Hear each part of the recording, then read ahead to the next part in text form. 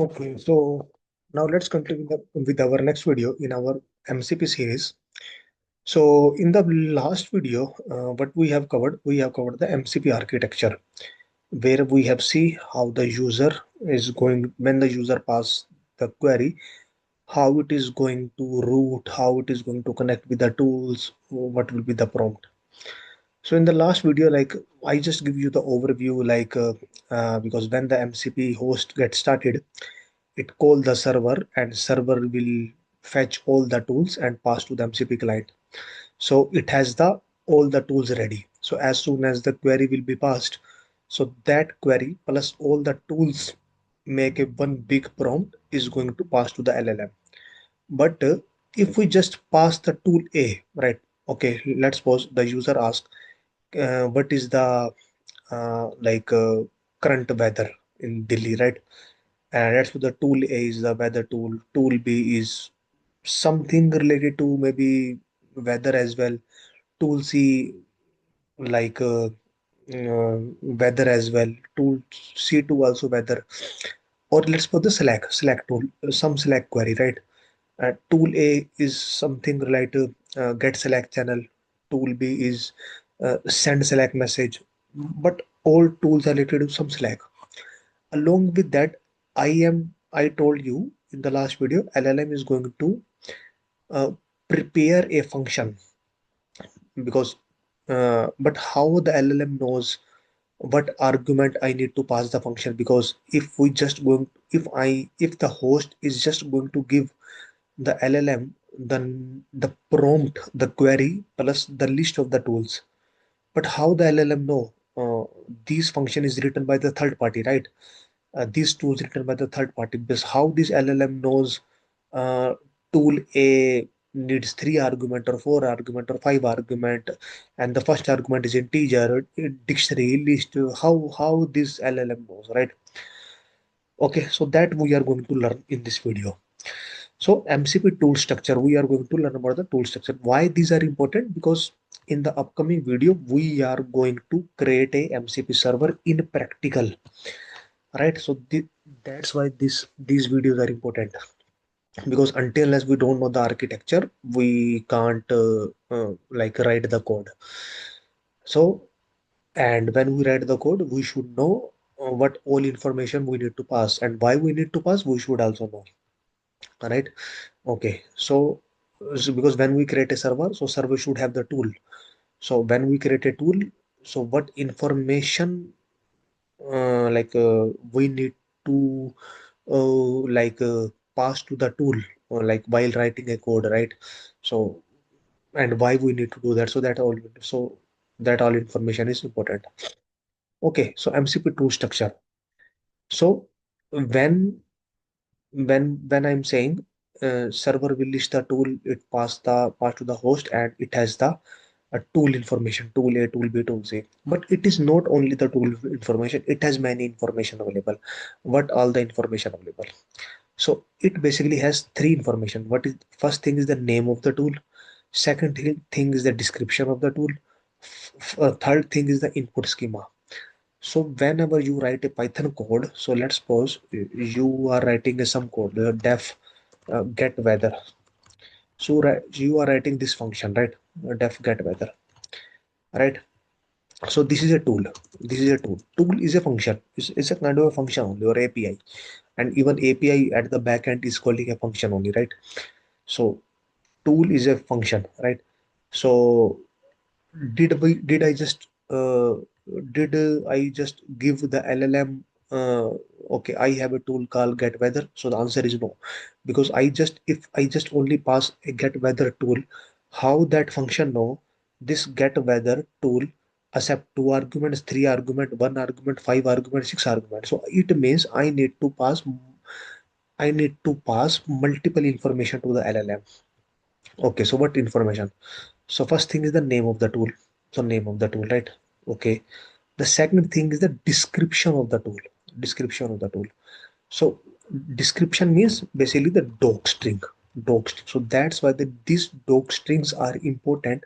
Whenever in the upcoming video we are going to write a tool, we have to make sure we will write our doc string as descriptive as possible. Basically, the description of the tool, what this tool is going to be done. So description is uh, like call the weather for a given, get the weather for a given location, right? The description of the tool. Third thing is the argument. So let's go the location. Location is the argument, and location should be of type string str. Third thing is the input schema, because LLM is going to, because the user will pass some information. So let me show you as well. Let me show you.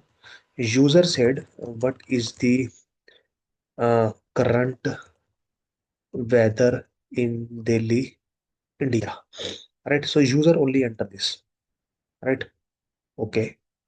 Now MCP host already has, because when the MCP host gets started, it call the server, and when the server gets started, it it retrieves all the tool information. It passes the tool information to the host.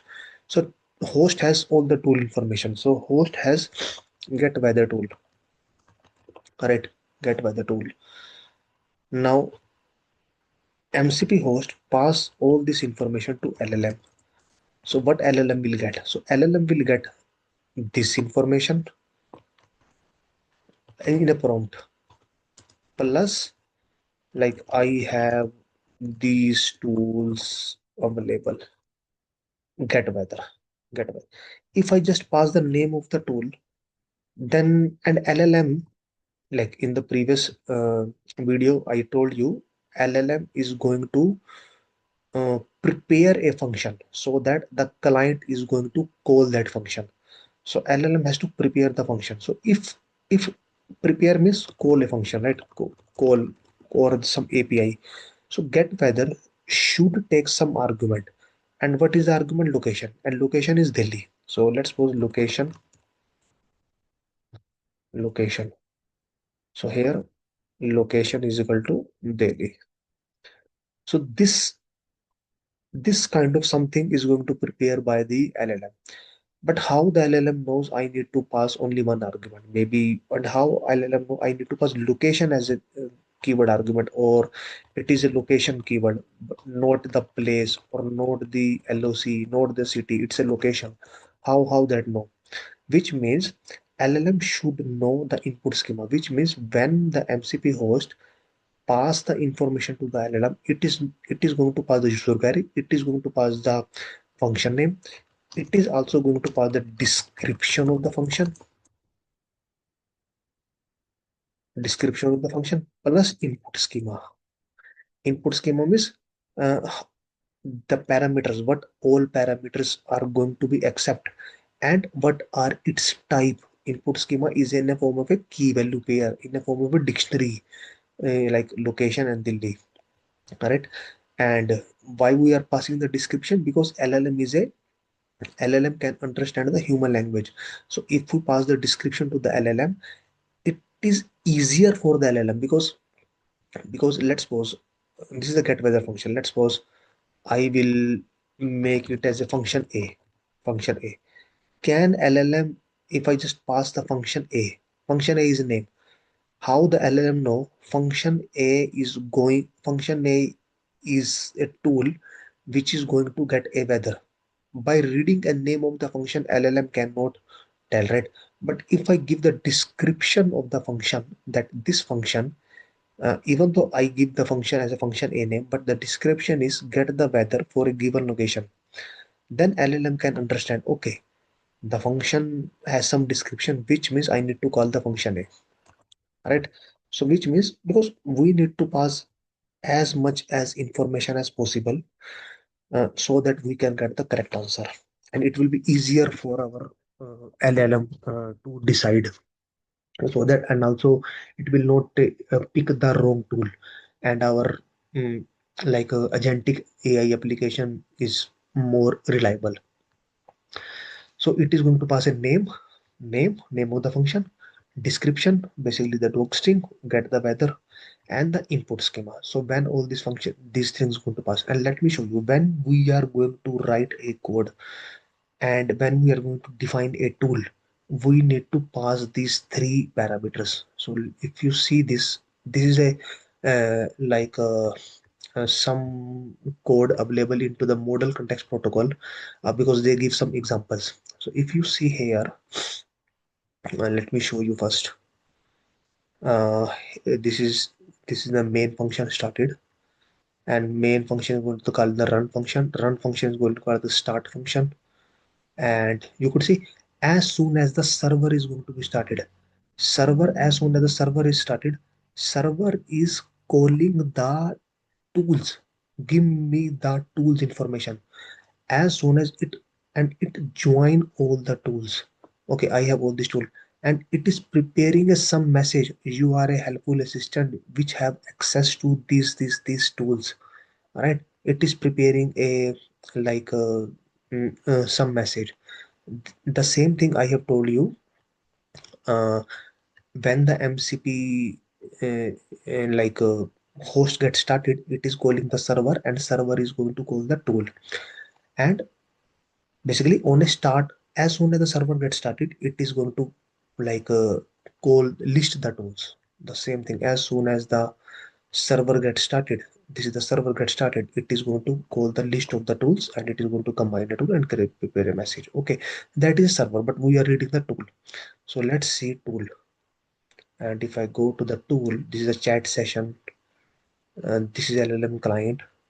This is a tool. See, whenever I have to define a tool, I need to pass these three parameters: name of the tool, description of the tool, and the input of the schema of the tool.